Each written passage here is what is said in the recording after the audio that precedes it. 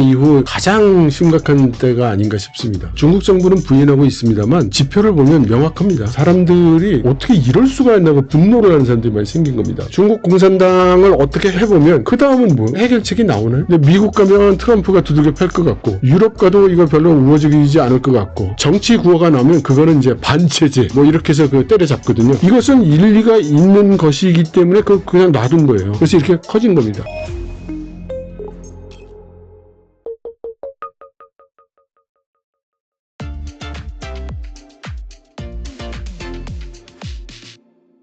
그리고 이 중국 소비시장에서 하향 평준화 형상이 뚜렷하게 나타나고 있다고 하는데 고급 브랜드 호텔까지도 가격을 낮추고 소비자들은 가성비를 우선시하는 모습이 과거 인류의 하류 사회를 떠올리게 만든다라는 얘기도 있더라고요. 네.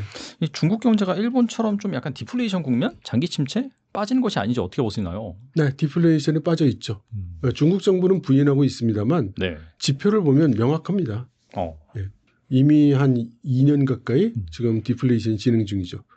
근데 그렇게 되면은 이게 앞서서도 말씀하셨을 때 이렇게 강대강 구도로 미중 그 패권 전쟁이 일어나게 되면은 내부에서 해결할 수 있는 나라가 상대적으로 가장 좋다라고 했는데 네. 중국 같은 경우에는 뭐 엄청난 내수 시장을 가지고 있음에도 불구하고 이렇게 디플레이션이 심화된다는 것 자체가 내수 시장 자체가 별로 좋지 않다 이런 의미잖아요. 네. 중국도 많이 힘들지 않나요, 그러면? 네, 힘듭니다.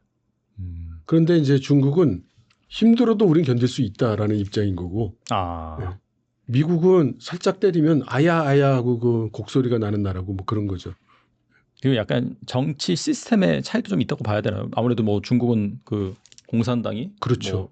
하고 미국 같은 경우에는 민주주의이기 때문에 조금만 힘들어도 막 시민들이 다 막 들고 일어나니까. 그렇죠. 네.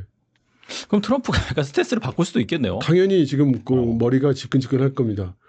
그리고 중국의 높은 사람들이 몇 사람이 이런 발언을 했어요.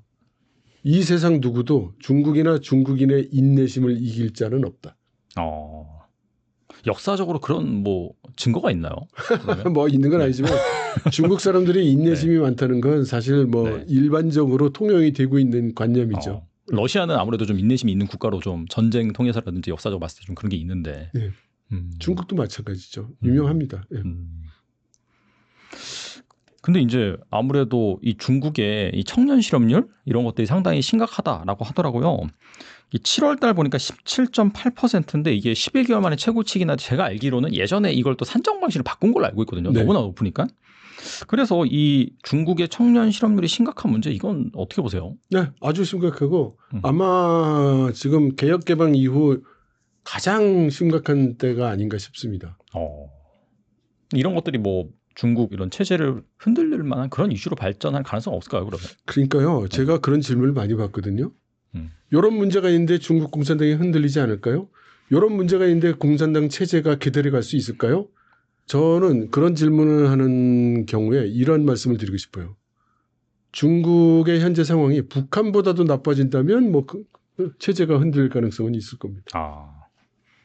근데 이제 중국 사람들도 이 네. 개혁 개방 이후에 네. 눈부시게 발전을 했고 네. 뭐 서구 문명이라든지 아무튼 간에 빠르게 발전하고 뭐 여러 가지 일상생활 수준이 많이 올라가다 보니까 네. 그런 거의 익숙해져 있는 상황이잖아요. 네. 근데 이제 많이 힘들어지면은 네. 그 강도가 만만치 않을 것 같은데 그래도 뭐 잘 버틸 거라고 이제 보시는지 궁금하네요. 잘 버틴다는 게 누가 잘 버틴다는 질문입니까? 그러니까 일반적으로 젊은 세대겠죠. 아무래도 그런 뭐 소황제라든지 해가지고 한자녀 정책 때 태어난 그런 사람들이 막 다 누리고 살다가 지금 막상 사회에 나와 보니까 먹고 살기도 너무 힘들고 할 것도 없고 근데 그런 상황이 더 심각하게 더 오래 간다라고 했을 때 이런 것들이 사회적인 문제로 대두되지 않을까요? 어떻게 보세요? 이미 사회적인 문제라고 다 인정받고 있는 이슈들입니다. 네, 다 사회적인 문제고 중국 정부도 심각하게 생각하고 지금 중국 사회도 심각하다고 이야기하고 있는 그런 일들이에요. 그러니까 더 큰 문제를 만들 가능성이 아니 그게 나다. 아니라 이게 어디서 걸리느냐면 제가 받는 질문들은 항상 맨 끝이 뭘로 끝나냐면 경제가 나쁜데 중국 공산당 체제가 그대로 갈 수 있을까요? 실업률이 큰데 중국 공산당이 견딜 수 있을까요? 앞에 부분은 다 맞는 얘기예요.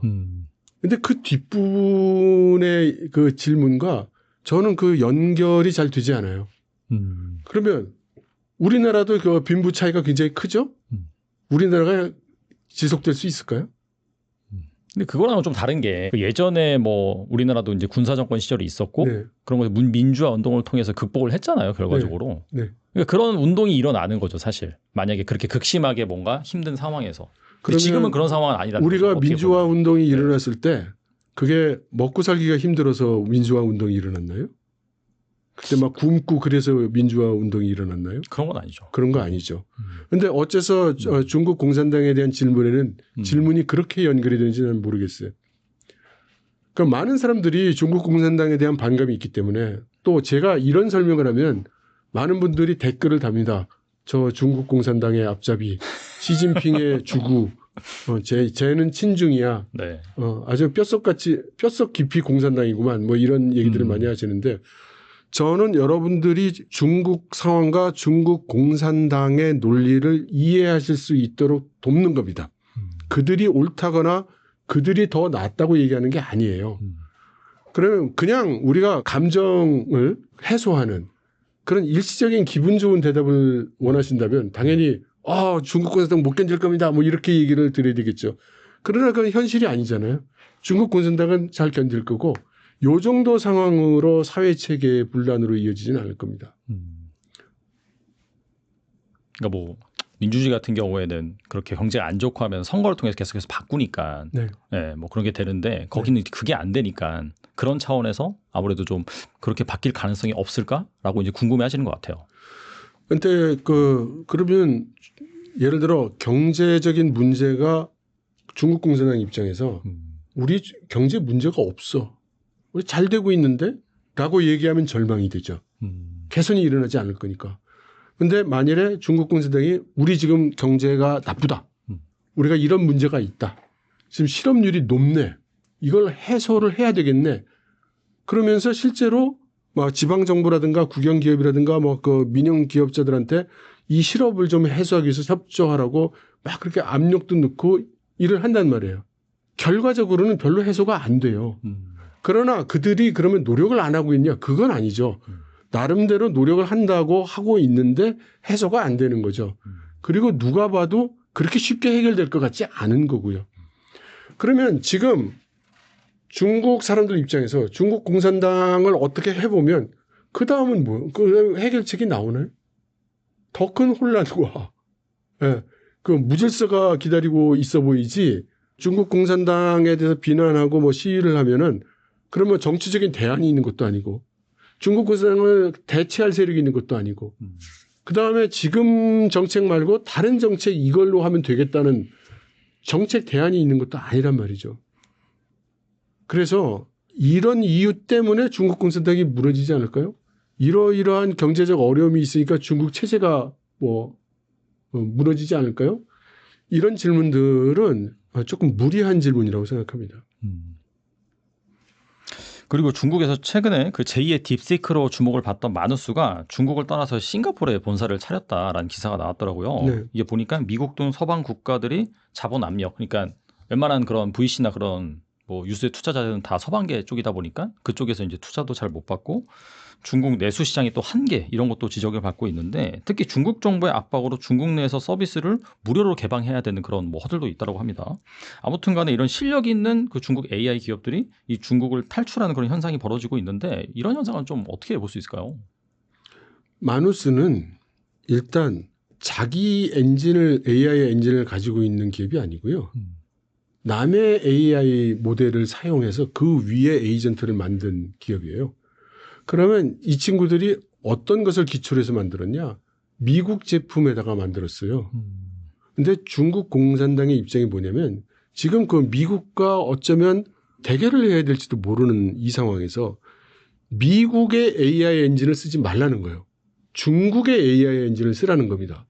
근데 마누스는 미국의 AI 엔진을 써서 개발을 했어요. 그러니까 중국 내에서 사업을 할 수가 없는 거예요. 그래서 외국으로 가서 회사 옮기고 거기서 이제 돈을 벌었죠. 그래서 중국 내에서는 이제 매국노 소리 듣고 있습니다. 지금. 네. 사실상은 약간 그 서방 쪽 회사라고 봐야겠네요. 그러면 그쪽 엔진을 사용해서 했으면. 아니 그러니까 그 당시에 지금 AI 기업이 되고 지금 AI 기술이 어느 정도 완성도 있게 만들어진 팀들이 그럼 그 팀들이 처음에 AI 기술을 개발에 착수하고 그 아이디어를 가지고 회사를 만들고 일했을 때 그때 이런 정책들이 있었냐? 아니잖아요.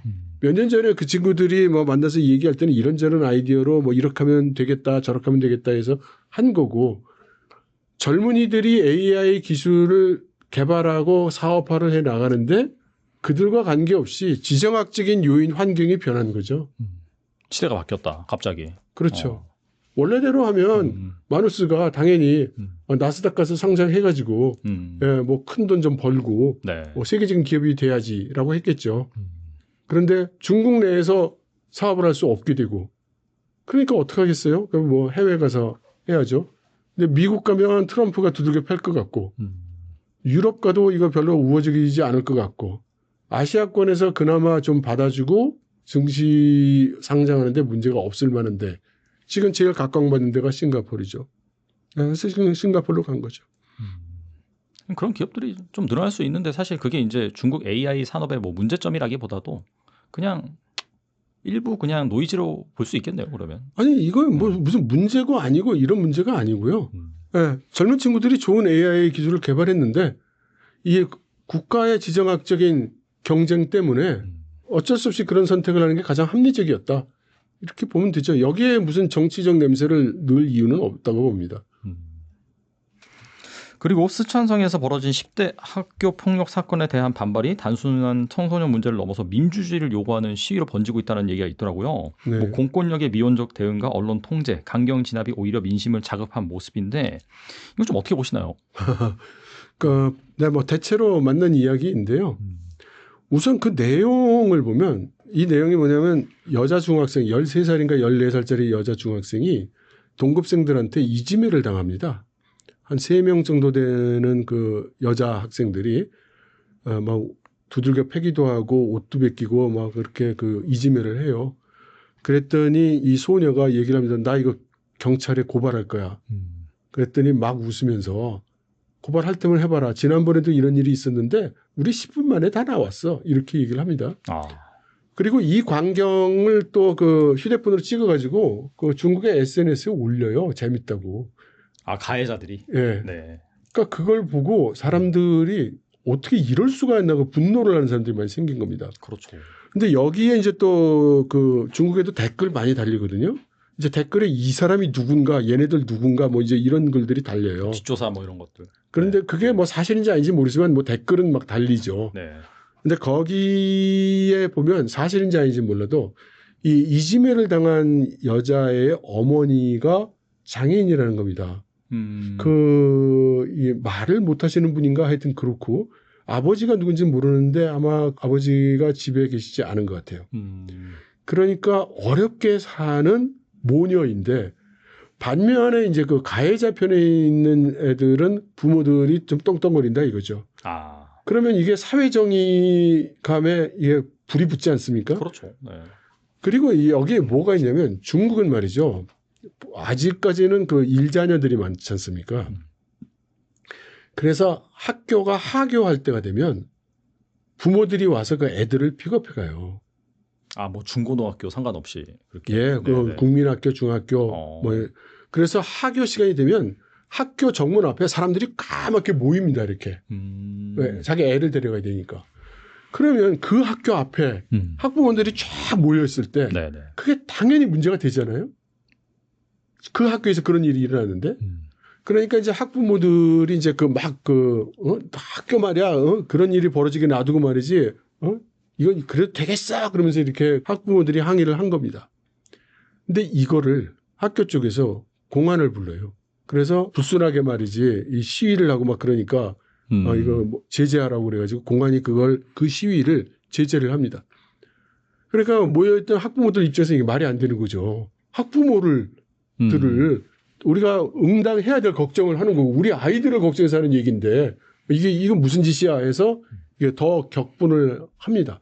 그리고 이광경조차 다시 휴대폰에 찍혀가지고 또 다시 이제 인터넷에 올라가요. 확대 재생산이 되는 거예요. 사실 뭐 중국에서 시위 같은 게 나오기 힘든 구조다 보니까 더 이슈가 됐겠네요. 확실히. 그렇죠. 근데 이게 중국 공산당을 비난하는 말이 많이 나오는 것 같았으면 그렇게 인터넷에 못 올라가요.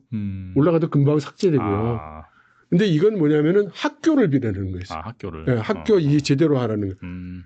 그런데 그걸 공안이 막 그렇게 진압을 하니까 이제 공안도 대상이 된 거예요. 아. 어떻게 학부모들이 정당한 요청을 하는데 이런 식으로 할 수가 있느냐 하고 이제 다른 지역에서도 그 비난을 하는 글들이 막 올라오게 됐죠.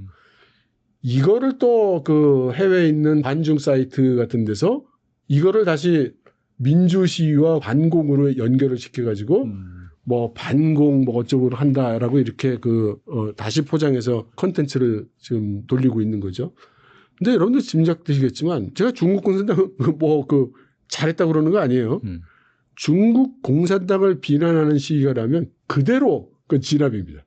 바로 그냥. 바로 진압이거니와 네. 그 컨텐츠가 이렇게 돌아다닐 수가 없어요. 이거는 아이에 관한 거, 학교에 대한 거, 거기에 대한 공안의 학부모에 대한 과잉 조치를 비난하는 거였기 때문에 이것은 일리가 있는 것이기 때문에 그걸 그냥 놔둔 거예요. 그래서 이렇게 커진 겁니다. 그러니까 진상은 그런 거예요. 아, 공안을 그런 식으로 비난해도 상관은 없는 거예요, 그러면 중국에서? 그러니까 공안 나름인데요. 네. 그러니까 예를 들어 공안이 여러분들 중국이 공산주의 국가잖아요. 네. 공산주의 국가는 무산계급, 프롤레타리아, 돈 없고 백 없는 사람들을 우선해주는 그런 이념이잖아요. 그럼 공안이나 뭐 그 성관이나 뭐 이런 중국의 공무원 같은 사람들이 길거리에 있는 이렇게 그 사과개장 놓고 장사하는 사람을 뭐 치어라 그러면 과격한 행동을 하면 당연히 거기 폭발적으로 그 반발이 일어납니다. 어떻게 이럴 수가 있는가라고 말이죠. 똑같아요. 그런 거는. 그래서 시위가 일어나는 것들이 대개 중국에서는 정치적 구호는 거의 안 나옵니다. 아. 정치 구호가 나오면 그거는 이제 반체제, 뭐 이렇게 해서 때려잡거든요. 네네. 그러니까 항상 이건 사회 부조리거나 또는 특정인의 부정부패, 해명을 요구하는 그런 형식의 시위가 대부분입니다. 예를 들면 우리 시장이 엄청나게 해먹었어요. 뭐 이런 거. 부패, 뭐 부정부패. 그렇죠. 네. 예, 그런 거는 뭐 얼마든지 이렇게 하는 거죠. 네, 오늘 나와주셔서 정말 좋은 말씀 많이 주셨는데 끝으로 이거 뭐 중간중간에 말씀해 주셨는데 다시 시작된 전쟁 뭐 어떤 책이고 어떤 분들이 읽으면 좋을까요?